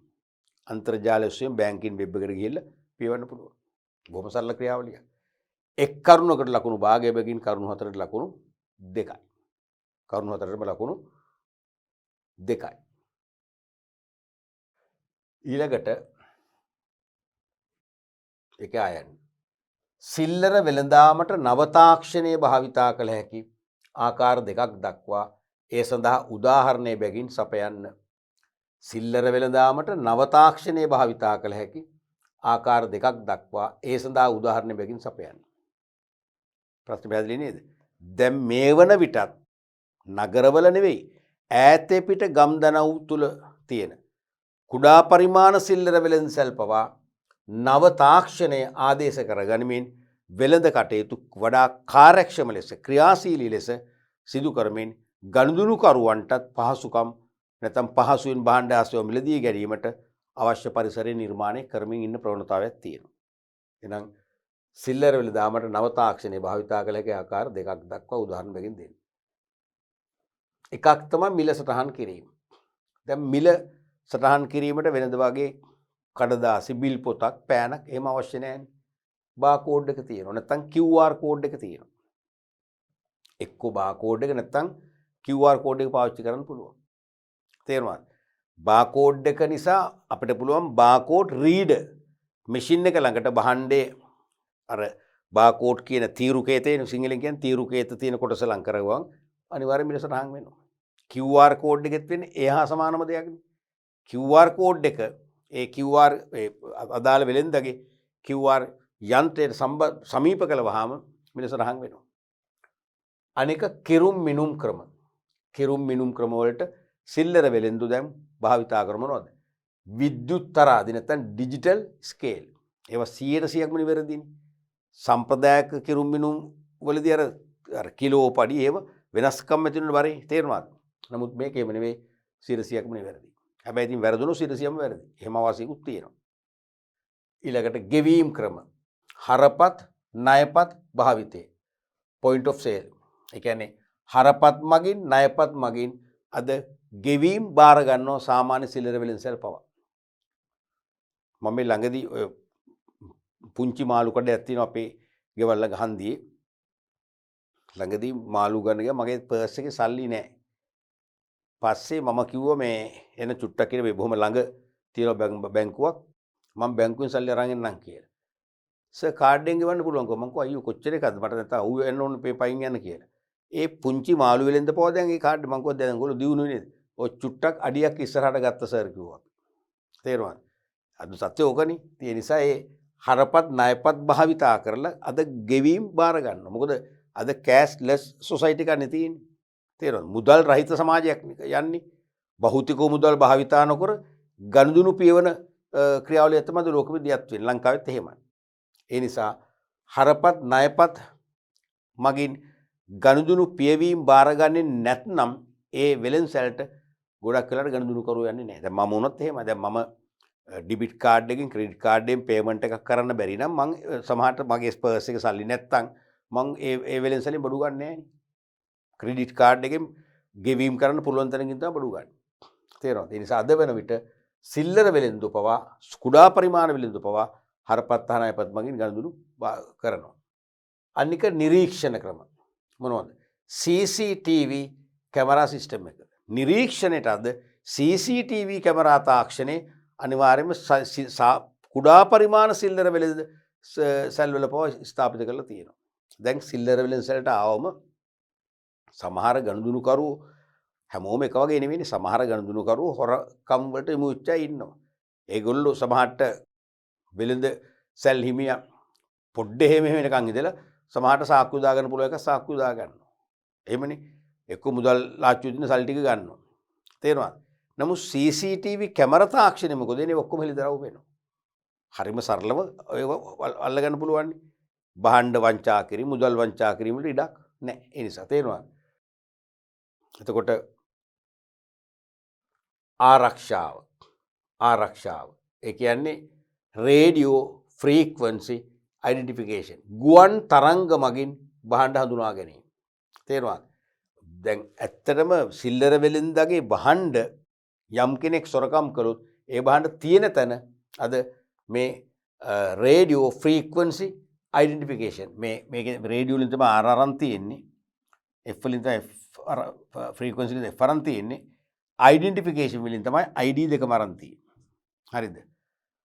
රිපීට් කියන එක. එතකොට ගුවන් තරංග මගින් භාණ්ඩ හඳුනා ගැනීම තාක්ෂණයක් දැන් තියෙනවානේ. ඒ භාණ්ඩ තියෙන තැන අපට හඳුනා ගන්න පුළුවන්. ඊළඟට විකුණුම් ක්‍රම. වෙන්ඩින් මැෂින් විශේෂයෙන්ම ස්වයංක්‍රීය විකුණුම් යන්ත්‍ර. දැන් ඔබ දැකලා තියෙනවා සමහර සිල්ලර වෙළෙඳි සැල් තුල තියෙන යන්ත්‍රයක්. ඒකේ තියෙනවා සමහර චොක්ලට් වර්ග. ඒ වගේම එක ඔය පැණි බීම වර්ග. ඒ වගේම සිගරට් වර්ග, සිගරට් පැකට්. ඒ වගේ සමහර සීමිත භාණ්ඩ ප්‍රමාණයක් අපිට පුළුවන් ඒ වෙන්ඩින් මැෂින් ස්වයංක්‍රීය විකුණුම් යන්ත්‍රය එක්කෝ නියමිත කාසිය තුලත් කරලා. හරිද? සමහරට විශේෂිත කාසි වර්ග තියෙනවා. ඒ වෙළෙන්සලේ අපි සල්ලි දීලා ගන්න ඕනේ. නැත්නම් අපි ළඟ තියෙන කාසිත් පාවිච්චි කරන්න පුළුවන් මැෂින් තියෙනවා. කාසිය දාලා අපිට පුළුවන් භාණ්ඩ ගන්න. පොලිමක් ඉන්න ඕනේ නැහැ. දියුණු ක්‍රම නේ. ඔය වගේ විවිධ ක්‍රම නව තාක්ෂණය තුලින් දැන් සිල්ලර වෙළෙන්දු භාවිතා කරනවා. එක් කරුණකට භාගය බැගින් කරුණු දෙකට ලකුණු 1යි. උදාහරණ එකකට භාගය බැගින් ඒ උදාහරණ දෙකට ලකුණු 1යි. ඔක්කොම ලකුණු 2ක් ලැබිලා තියෙනවා. පැහැදිලිද? රයිට්. අපි බලමු ඊළඟ ප්‍රශ්නයත්. රෝමි ලක්කම් 4 අයන්න. තොරතුරු sannivedanayේදී කළමනාකරුවෙකු විසින් කාර්ය මණ්ඩලය සමග රැස්වීම පැවැත්වීමෙන් නැතිවෙන වාසි දෙකක් දක්වන්න. තොරතුරු sannivedanayේදී කළමනාකරුවෙකු විසින් කාර්ය මණ්ඩලය සමග කළමනාකරුවෙක් තමන්ගේ සිය කාර්ය මණ්ඩලයේ සහායකින් සබෝඩිනේට්ලා සමග රැස්වීම පැවැත්වීමෙන් නැතිවෙන වාසි දෙකක්. එකක් තමයි විස්තරාත්මක තොරතුරු ලබා දිය හැකි වීම. දැන් මේ අහන්නේ රැස්වීම නේ. අභ්‍යන්තර වාචික පණිවිඩ උමාරු ක්‍රමයක් තමයි රැස්වීම. එකක් අභ්‍යන්තර, එකක් වාචිකයි. විස්තරාත්මක තොරතුරු ලබා දිය හැකි වීම. විස්තරාත්මක තොරතුරු ලබා දෙන්න පුළුවන්. හොඳ පැහැදිලි කිරීමක් කරන්න පුළුවන්. දීර්ඝව කරුණු ඉදිරිපත් කරන්න පුළුවන්. තේරුණාද? අනිත් එක තමයි තොරතුරු දෙන්නා හා ලබන්නා සම්මුඛ වීම. තොරතුරු දෙන සහ ලබන පක්ෂ දෙකම සම්මුඛ වුණාම ඒ තොරතුරු හෝමාරුව හරිම ප්‍රායෝගිකයි. හරිම තාත්විකයි. ඒ අනික විශ්වාසනීයත්වයත් වැඩි. දැන් අපි දෙන්න දෙතනක ඉඳන් අදහස් හෝමාරු කර ගැනීම, ලිපියක් මගින් හෝමාරු කර ගැනීම, විද්‍යුත් පැලෙන් හෝමාරු කරගත්තත් එතන ලොකු විශ්වාසයක් නැහැ. දැන් මෙතන මුහුණට මුහුණ නේ, 1 to 1 face to face. ඒ නිසා ඒකේ ප්‍රායෝගිකයි. අනික තොරතුරු ඉතාමත් ඉක්මනින් ලබා දිය හැකියි. තොරතුරු ලබා දීමත් ඉක්මන්. ඒ වගේම ප්‍රතිචාරත් ඉක්මන්. මේක නොකියුණාට තේරෙනවද? ආගේ තියෙන වෙනමනේ ප්‍රතිචාරත් ඉක්මන්. තොරතුරු ඉක්මනින් දෙනවා අපිට සමහරට අතිරේක ප්‍රශ්න කිරීම කරනවා. ඒ කොහොමද එහෙම වෙන්නේ? එහෙම වෙන්න බෑ නේද? නෑ එහෙම තමයි වෙන්නේ. අන්න පැහැදිලි කිරීම කරනවා. ඒ නිසා ක්ෂණිකව ප්‍රතිචාර දැනගන්නත් පුළුවන්. ඔක තමයි රැස්වීම වල තියෙන විශේෂ වාසි. එහෙනම් වාසි එකකට ලකුණු එක බැගින් වාසි දෙකකට ලකුණු දෙකයි. ලේසිම ප්‍රශ්නයක් ඒක. අනිවාර්යෙන් ඒ ලකුණු දෙකම ගන්න ඕනේ. ඒක ලකුණු එකමාරක් කරගන්න බෑ. තේරුණාද? ඒතර තොරතුරු sannivedanයේදී රැස්වීම හැව් වගේම අහන්න පුළුවන් අන්තර්ජාලය. අන්තර්ජාලය භාවිතා කිරීම වාසිය අහන්න පුළුවන්. තේරුණාද? ඊළඟට ආයන්නේ ඒ කොටසේ ආ ප්‍රශ්නය ජාත්‍යන්තර මූල්‍ය අරමුදලේ ප්‍රධාන අරමුණු 4ක් සඳහන් කරන්න. IMF International Monetary Fund ජාත්‍යන්තර මූල්‍ය අරමුදලේ ප්‍රධාන අරමුණු 4ක්. සාමාන්‍යයෙන් ඔය මුදල් හා බැංකු පාඩමේදීත් ඒ වගේම විශේෂයෙන්ම විදේශ වෙළඳාම් පාඩමේදීත් තමයි මේ ජාත්‍යන්තර මූල්‍ය අරමුදලෙන් ප්‍රශ්න අහන්නේ. හැමදාම අහන්නේ නමුත් සාපේක්ෂව නිතර අහනවා. අවුරුද්දකට වරක් නැත්නම් අවුරුද්දක් හැර අවුරුද්දක් වගේ අහනවා. දැන් ඒකිනුත් දැන් අන්තර්ජාතික මූල්‍ය ආයතන වලින් වැඩිපුරම අහන්නේ ජාත්‍යන්තර මූල්‍ය අරමුදල තමයි. මොකක්ද ඒකට හේතුව?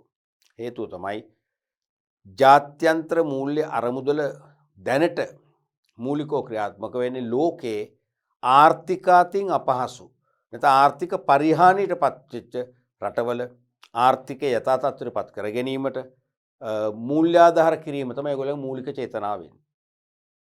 තේරුණාද?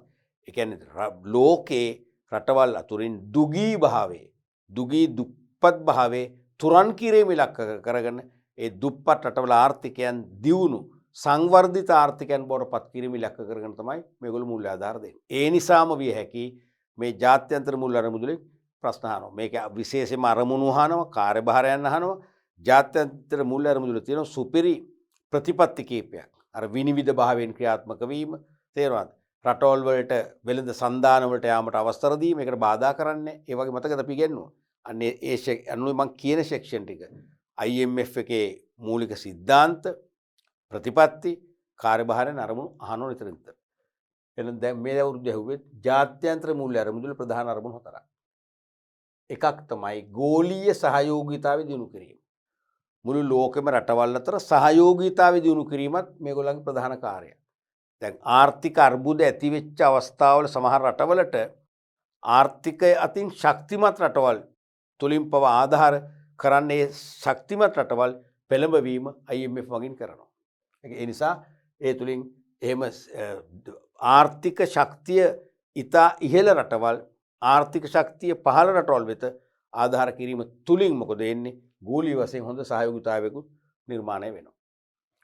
අනික මූල්‍ය ස්ථායීතාව සහතික කිරීම. සෑම රටකම මූල්‍ය අර්බුද ඇති වෙන්න බෑ. තේරුණාද? මූල්‍ය ස්ථායීතාව හැම රටක්ම අනිවාර්යයෙන්ම අත්‍යවශ්‍ය භාණ්ඩ, බෙහෙත්, ඉන්ධන, ඒ වගේම අත්‍යවශ්‍ය ආහාර පාන වර්ග ගෙන්වන්න අනිවාර්යයෙන්ම ප්‍රමාණවත් මුදල් ප්‍රමාණයක් තියෙනවා. ඒ මුදල් ප්‍රමාණය පහළ ගියොත් තමයි නැත්නම් විදේශ සංචිත පහළ ගියොත් තමයි ආර්ථික අර්බුද ඇති වෙන්නේ. ඒ නිසා මූල්‍ය ස්ථායීතාව සහතික කිරීමත් ජාත්‍යන්තර මූල්‍ය අරමුදලේ ප්‍රධාන අරමුණක් වෙනවා. අනිත් එක ජාත්‍යන්තර වෙළඳාමට පහසුකම් සැලසීම. අන්තර්ජාතික වෙළඳාම හොඳින් පවත්වාගෙන යාමට අවශ්‍ය පහසුකම් සැලසීමත් ජාත්‍යන්තර මූල්‍ය අරමුදලේ ප්‍රධාන කර්තව්‍යයක් වෙනවා. ඊළඟට රැකියා අවස්ථා පුළුල් වීම. තේරුණාද? දැන් ඇත්තටම රැකියා අවස්ථා පුළුල් කරන ආයෝජන සඳහා පෙළඹවීම ජාත්‍යන්තර මූල්‍ය අරමුදලේ ප්‍රධාන කාර්යයක් වෙනවා. ප්‍රධාන අරමුණක් වෙනවා. ඒ නිසා රැකියා අවස්ථා පුළුල් වීමත් මේගොල්ලන්ගේ ප්‍රධාන අරමුණක් වෙන ලෝකයේම. ඊළඟට තිරසර ආර්ථික සංවර්ධනය, සස්ටේනබල් ඉකොනොමික් ඩෙවලොප්මන්ට් එක. ඒ කියන්නේ අනාගත පරම්පරාවට සම්පත් ඉතිරි කරගන්නා අතරම අනාගත පරම්පරාවට සම්පත් සංරක්ෂණය කරගනිමින් වර්තමාන පරම්පරාවේ අවශ්‍යතා සපුරා ගැනීමට සම්පත් භාවිතා කරමින් ආර්ථික සංවර්ධනයක් ළඟා කර ගැනීම කියන දැහැමි පරමාර්ථය අනිවාර්යයෙන්ම IMF එකේ අරමුණක් වෙනවා. අනික දුප්පත්කම අඩු කිරීම. ලෝකයේ දුගී දුප්පත් භාවයේ තුරන් කිරීමත් ප්‍රධානම අරමුණක් වෙන නිසා තමයි ආර්ථික අර්බුද තියෙන රටවලට ආර්ථික අවපාත තියෙන රටවලට අනිවාර්යයෙන්ම ඉතාම සහන පොළි යටතේ දීර්ඝ කාලයක් තිස්සේ ගෙවලා නිම කරගන්න පුළුවන් වන විදියට ආධාර දෙන්නේ දුප්පත්කම නැති කරන්න. කරුණු එකකට ලකුණු භාගයකින් කරුණු 4ට ලකුණු 2ක් ලැබෙන බව පැහැදිලි. මොකද ප්‍රශ්නයක කොටසක් නෙමේක. තනි ප්‍රශ්නයක් නම් තමයි ලකුණු 4ම යන්නේ. පැහැදිලිනේ. අපි බලමු ඊළඟ ප්‍රශ්නයත්. පස්වෙනි ප්‍රශ්නය ප්‍රෝබිලකම් 5. ශ්‍රී ලංකාවේ විදේශ වෙළඳාම ප්‍රවර්ධනය කිරීම සඳහා යෝජනා 4ක් උදාහරණ දක්වමින් පැහැදිලි කරන්න. තේරුණාද? ශ්‍රී ලංකාවේ විදේශ වෙළඳාම දියුණු කරන්න ප්‍රවර්ධනය කිරීමට යෝජනා 4ක් උදාහරණ දක්වමින් පැහැදිලි කරගමු. ඊටාම කෙටියෙන් මේ කරුණු 4කට ලකුණු 4යි කියලා තියෙන්නේ. එළිමු තනි ප්‍රශ්නයන්නේ. පැහැදිලි කිරීම අපේක්ෂා කළේ නැහැ. මේ පොයින්ට් ෆෝම් එකෙන් ලිව්වත් ලකුණු දුන්නා. තේරුණාද? එකක් තමයි තීරුබදු බාධා ඉවත් කිරීම. තීරුබදු බාධා ඉවත් කරන්න ඕන. විදේශ වෙළඳාම් ප්‍රවර්ධනය කරන්න නම් විදේශ වෙළඳාමට බාධාකාරී වෙන තීරුබදු අයින් කරන්න ඕන. දැන් අපනයන තීරුබදු වැඩි කළොත් මොකද වෙන්නේ? අපනයන කරු අධෛර්යමත් වෙනවා. ඇයි? අපනයනය කරලා ලැබෙන ආදායමෙන් නැත්නම් ලාභයෙන් විශාල ප්‍රමාණයක් බදු ගෙවුවම ඒගොල්ලෝ ලැබෙන ලාභාන්තිකේ සාපේක්ෂව අඩු නම් ඒගොල්ලෝ කැමති වෙන්නේ අපනයන කරන්න. නිසා පුළුවන් තරම් අපනයන දිරිගන්වන සුළු බදු ප්‍රතිපත්තියක් අනුගමනය කරන්න ඕන. නැත්නම් මෙතක තියෙනවා අපනයන තීරුබදු ක්‍රමවත් කිරීම. ඒ කියන්නේ අත්‍යවශ්‍ය ඉහළම විනිමයක් උපය ගන්න පුළුවන් අපනයන නම් හරිද? ඒවට තීරුබදු පුළුවන් තරම් අඩු කරනවා.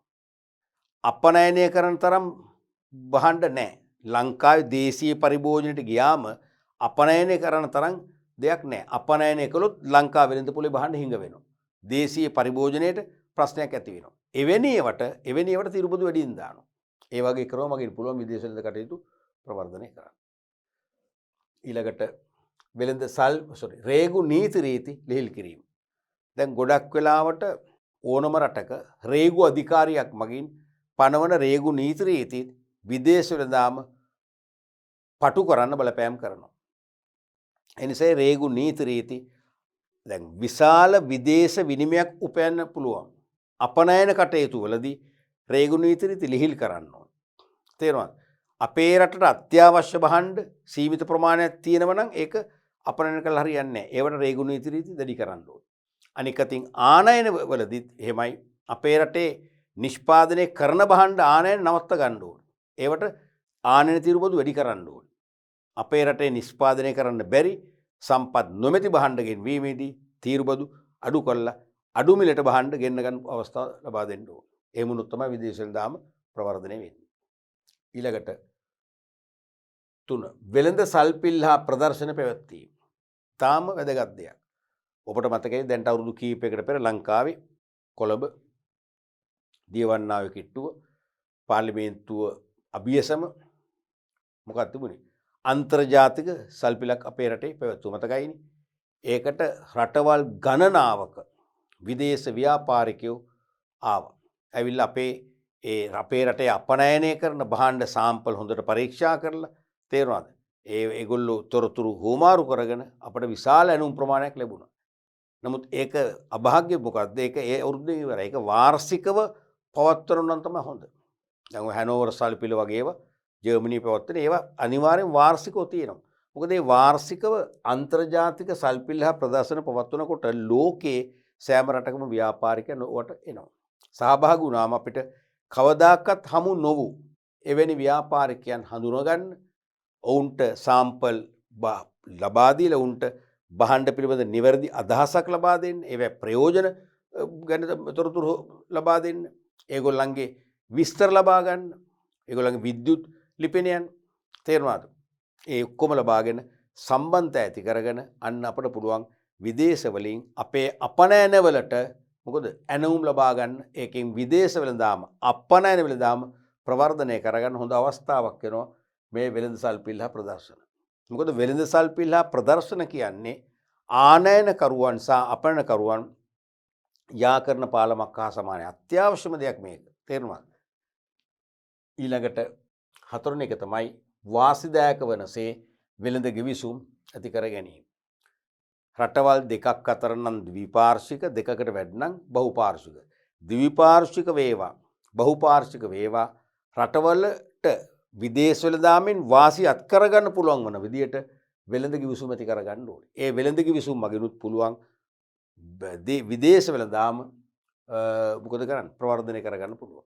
හැබැයි අපි වාසිදායක විදිහට කරගන්න ඕනේ. දැන් සමහරට අපි හිතමු හෙජින් කිවිසුමක් අත්සන් කරනවා. ඒ කියන්නේ අපි ආනයනය කරන භාණ්ඩවල මිල ඉහළ ගියත් ඉහළ මිල නෙවෙයි සාපේක්ෂව කිවිසුමේ සඳහන් පහළ මිලට අපිට දිගටම භාණ්ඩ ආනයනය කරන්න පුළුවන් කියලා කිවිසුමක් ගහනවා. ඒක ඊළඟ බරපතලකම තමයි අපි දුමු ලෝක වෙළඳ පොලේ භාණ්ඩ මිල පහළ ගියත් අපි අර මිලටම ගෙවන්න ඕනේ නැහැ. මං කියන එක තේරෙනවද? මම මේ කියන්නේ ලංකාවේ එක්තරා යුගයක වෙච්ච උදාහරණයම තමයි නොකිය කියන්නේ. අපි දුමු තෙල් කියලා හිතන්නකෝ. තෙල් කියලා ඉන්ධන කියලා හිතන්නකෝ. තේරෙනවද? ඒතර කිවිසුමක් ගහනවා අපි හිතමු US ඩොලර්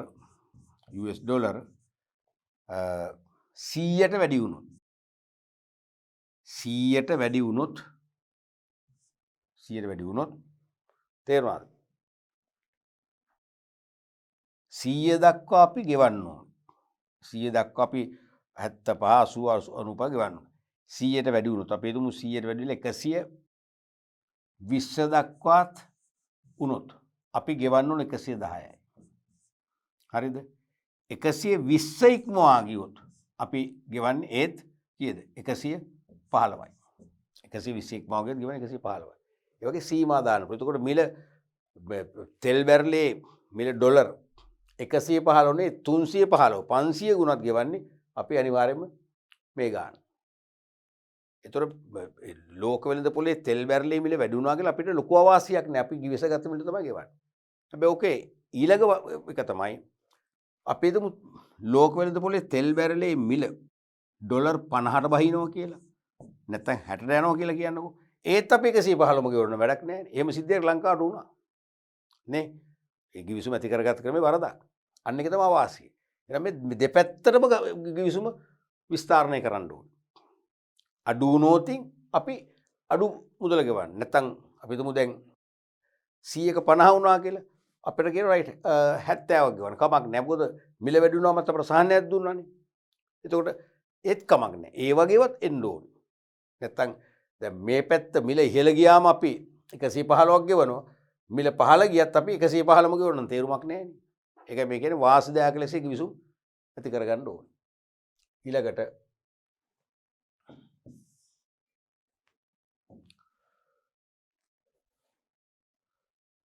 ජාත්‍යන්තර වෙළඳ පොළට ගැළපෙනසේ භාණ්ඩවල ගුණත්වය වර්ධනය කරන්න ඕනේ.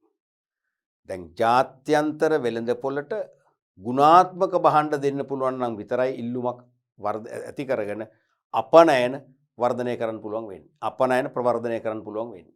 තේරුණාද? එතකොට දැන් අන්තර්ජාතික වෙළඳ පොලේදී භාණ්ඩ ගුණත්වයට ලොකු තැනක් තියෙනවා. දැන් දේශීය වෙළඳ පොලේ අපි ඒ තරම් ක්වොලිටි එක ගැන හිතන්නේ නැහැ. නමුත් අන්තර්ජාතික වෙළඳ පොලේ ක්වොලිටි එක ගැන හිතනවා. දැන් ඔය GSP+ සහනේ අපිට කාලයක් අහිමි වුණානේ. අහිමි වෙන්න හේතුව මොකද්ද? ලංකාවෙන් අපනයනය කරන ඇඟලුම් වල ක්වොලිටි එක ගුණත්වයේ තත්ත්වය බාල වුණා. ඒක ප්‍රධාන හේතුවක් වුණා නේ. ඒ නිසා ජාත්‍යන්තර වෙළඳ පොළට ගැලපෙනසේ භාණ්ඩවල ගුණත්වය අනිවාර්යයෙන්ම වර්ධනය කරන්න ඕනේ. එහෙම වර්ධනය කරගත්තොත් තමයි විදේශ ඇණවුම් ලබාගෙන අපනයන ප්‍රවර්ධනය කරගන්න පුළුවන් වෙන්නේ. ඊළඟට විදේශ වෙළඳාම ප්‍රවර්ධනය සඳහා රාජ්‍ය වෙළඳ ප්‍රතිපත්ති සකස් කිරීම. විදේශ වෙළඳාම ප්‍රවර්ධනය කරගන්න පුළුවන් වන විදිහට රාජ්‍ය වෙළඳ ප්‍රතිපත්ති සම්පාදනය කරගන්න ඕනේ. රාජ්‍ය වෙළඳ ප්‍රතිපත්ති වලින් අපනයන අධෛර්යමත් කරනවා නම් ආනයන අධෛර්යමත් කරනවා නම් විදේශ වෙළඳාම ප්‍රසාරණය වෙන්නේ නැහැ. ඒ නිසා විදේශ වෙළඳාම ප්‍රසාරණය කරගන්න පුළුවන් වෙන්නේ විස්තරණය කරගන්න පුළුවන් වන ආකාරයට වෙළඳ ප්‍රතිපත්ති සම්පාදනය වෙන්න ඕනේ. ක්‍රියාත්මක වෙන්න ඕනේ. ඊළඟට හත්වෙනි එක විවිධ දිරිගැන්වීම් ක්‍රම ක්‍රියාත්මක කිරීම. උදාහරණ වශයෙන් මූල්‍ය දිරිගැන්වීම වැනි විවිධ දිරිගැන්වීම් ක්‍රම අපනයනකරුවන්ට අපනයනයට අවශ්‍ය භාණ්ඩ නිෂ්පාදනය කරන්න ඇසුරුම් කරන්න ඊටාම සහන පොලි යටතේ పూర్ව අපනයන ණය ක්‍රම හඳුන්වා දෙන්න පුළුවන්. పూర్ව අපනයන ණය ක්‍රම. ඒ මගින් අපනයනයට වැඩි වැඩියෙන් පෙළඹවීමෙන් අපනයන වෙළඳාම ප්‍රවර්ධනය කරගන්න පුළුවන්. විදේශ වෙළඳාම ප්‍රසාරණය වෙනවා. තේරුණාද? ඊපස්සේ අපනයන විවිධාංගීකරණය. දැන් ලංකාවේ සෑහඳුරට එක වෙලා තියෙනවානේ. 77ට පෙර තිබුණ ඔබ දන්නේ තේ රබර් පොල් කුරුඳුයි වගේ සීමිත භාණ්ඩ ප්‍රමාණයක් තමයි අපනයනය කළේ. ඒවට ලෝක වෙළඳ පොලේ ඉල්ලුම අඩු වුණොත් හරි. ලෝක වෙළඳ පොලේ මිල පහළ ගියොත් හරි. නැත්තම් දෙකම එකවර වුණොත් හරි. එහෙම වෙන්න පුළුවන්. එක්කෝ ඒ අපි අපනයනය කළ 77 වෙනකම් සීමිත භාණ්ඩ ප්‍රමාණයක් තේ රබර් පොල් කුරුඳු. මේවැ ලෝක වෙළඳ පොලේ මිල පහළ ගියොත් අපිට සුපුරුදු ආදායම ලැබෙන්නේ නැහැ. අපේ ආර්ථික කටයුතු පවත්වාගෙන හැකියාව ලැබෙන්නේ නැහැ. අපි හිර වෙනවා. නැත්තම් ඉල්ලුම පහළ ගියොත් ඒත් සුපුරුදු ආදායම ලැබෙන්නේ නැහැ. නැත්තම් දෙකම එකවර වෙන්න පුළුවන්. අපේ අපනයන වලට තියෙන ලෝක වෙළඳ පොලේ මිලත් පහළ යනවා, ඉල්ලුමත් අඩු වෙනවා. තවත් දරුණු වැඩේ නේ. ඒ නිසා තමයි මේ වන විට අපි ඒ අවදානමින් මිදිලා අපි අපනයන විවිධාංගීකරණයක් කරලා තියෙනවා. ඇඟලුම් අපනයනය කරනවා. විසිතුරු භාණ්ඩ අපනයනය කරනවා. කලාත්මක භාණ්ඩ අපනයනය කරනවා. තේරෙනවද? කාර්මික භාණ්ඩ අපනයනය කරනවා. කෘෂි කාර්මික ද්‍රව්‍ය සකස් කරන කෘෂි සැපෙවුම් නිමෙවුම් අපනයනය කරනවා. බතික් වර්ග අපනයනය කරනවා. තේරෙනවද? ඒ නිසා අපි අද එක තැනකට සීමා වෙලා නැහැ. ඒකෙන් වෙන්නේ මොකද්ද? අපනයන විවිධාංගීකරණය හරහා වෙන්නේ අපනයන වෙළඳාම ප්‍රවර්ධනය වීම. ඔන්න වගේ ක්‍රියාමාර්ග කීපයක්ම ගන්න ඕනේ විදේශ වෙළඳ කටයුතු ප්‍රසාරණය කරන්න. ඔව් එතකොට අපි අද දවසෙත් සාකච්ඡා කළේ 2021 දෙවන ප්‍රශ්න පත්‍රයට අදාළ පළවෙනි කොටසේ ප්‍රශ්න තමයි සාකච්ඡා කළේ විශේෂම හතරවෙනි ප්‍රශ්නය. ඒකත් අපි දැක්කා දේශීය වෙළඳාම, විදේශ වෙළඳාම, මුදල් හා බැංකු අර මාතෘකා කීපයක්ම මේ මාතෘකා කීපයක්ම සම්බන්ධ කළ තමයි ප්‍රශ්න අහන්නේ. ඒක තමයි සාමාන්‍ය දෙවෙනි ප්‍රශ්න පත්‍රයේ පළවෙනි කොටස ස්වභාවය. ඒකයි ප්‍රශ්න හතරටම අර මාතෘකා කිය 11ක් ආවරණය වෙනවනේ. මාතෘකා 11ක ප්‍රශ්න දානව නිසා මේ ප්‍රශ්න පැක් එක වැඩි. තේරෙනවද? නිසා මාතෘකා කීපයකම අවබෝධය නැත්තම් ප්‍රශ්නයක් අපි තෝරගත්තට ලකුණු විශ්ස ගන්න බෑ. නමුත් සෙකන්ඩ් පාර්ට් එක එහෙම නෙවෙයි. සෙකන්ඩ් පාර්ට් එකේ ප්‍රශ්න හතරට මාතෘකා 7යි. 7ෙන් දාන්නේ. ඒ නිසා දැන් පස්වෙනි ප්‍රශ්නේ 100%ක්ම 80%ක්ම මැනේජ්මන්ට්. දෙවෙනි ප්‍රශ්නේ මෙහෙයුම් කළමනාකරණයයි මානව සම්පත් කළමනාකරණය. එහෙම නෙන්නේ. තේරෙනවද? ඒ නිසා ඒකෙන් අර ප්‍රශ්න තෝරගත්තම වාසියක් තියෙනවා. ඒ කියන්නේ මාතෘකා අඩු ගානේ මාතෘකා 7 මාතෘකා 4ක් පුළුවන් නම් අනිවාර්යෙන් ප්‍රශ්න දෙකක් හෝ තුනක් ලේසියෙන් ලියා ගන්න පුළුවන්. අනිත් එක ඒවා 13 වසරේ අගභාගයේදී ඉගෙන ගන්නේ මෑත මතකයක් තියෙනවා. ඒ නිසා තමයි හැමදාම මතක් කරන ඕක ඔබ ප්‍රශ්න තෝරගන්න උත්සාහ කරන විතරම පළවෙනි කොටසෙන් ප්‍රශ්න දෙකක් තෝරගෙන දෙවන කොටසෙන් ප්‍රශ්න තුනක් තෝරගන්න. මොකද එහෙම තෝරගත්ත අයට තමයි සාපේක්ෂව වැඩිපුර ලකුණු ලැබුණේ. තේරුණාද?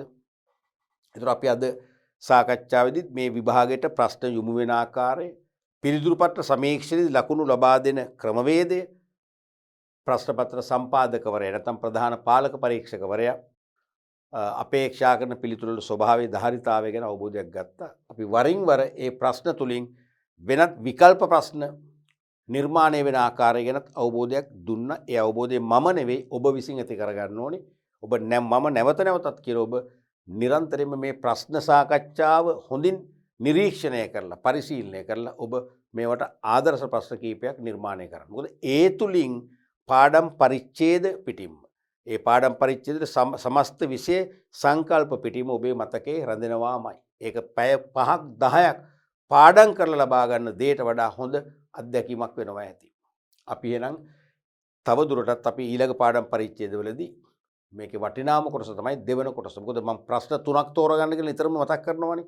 අපි දෙවන කොටසට දාලා 2021 ප්‍රශ්න සාකච්ඡා කරන්න බලාපොරොත්තු වෙන නිසා දිගටම මේ ඩීප් এডুকেෂන් පාඨමාලාව පරිශීලනය කරන්න. මොකද විභාගෙට වෙන අත්ලක් අවශ්‍ය නැහැ.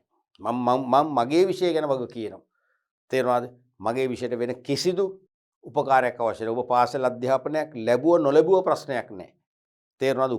උපකාරක පන්තියක් කවදාකවත් දැකලවත් නැති වුණාට කමක් නැහැ. මගේ පාඨමාලාව තුලින් මම උගන්වන තීරි න්‍යායාත්මක කොටස් ඒ වගේම මේ ප්‍රශ්න පත්‍ර සාකච්ඡාව 1000ක්ම ප්‍රමාණවත් වෙන විභාගයට බොහොම සැහැල්ලුවෙන් නිවැරදිව ලියන්න. ඒ පණිවිඩය ඔබේ මිත්‍රයන්ටත් දෙන්න. අනික මේ accounting ඒ වගේම ආර්ථික විද්‍යාව ඉකොනොමික්ස් අතිදක්ෂ ගුරු දෙන්නෙක් ලංකාවේ හිටපු අතිදක්ෂ ගුරු දෙන්නෙක් උගන්වන්නේ ඒ නිසා විෂයන් තුනම හොඳට බැලන්ස් කරගෙන උපරිම ලකුණු අරගෙන ඉහළම ස්කෝර් අගයක් සහිතව ඔබට විශ්වවිද්‍යාල වරන් ලබා ගන්න පුළුවන් කියන එක මම නැවත මතක් කරනවා. අපි එහෙනම් ඉදිරි පාඩම් පරිච්ඡේදයේදී ඉතුරු විභාග ප්‍රශ්න ටික සාකච්ඡා කරන්න බලාපොරොත්තු වෙනවා.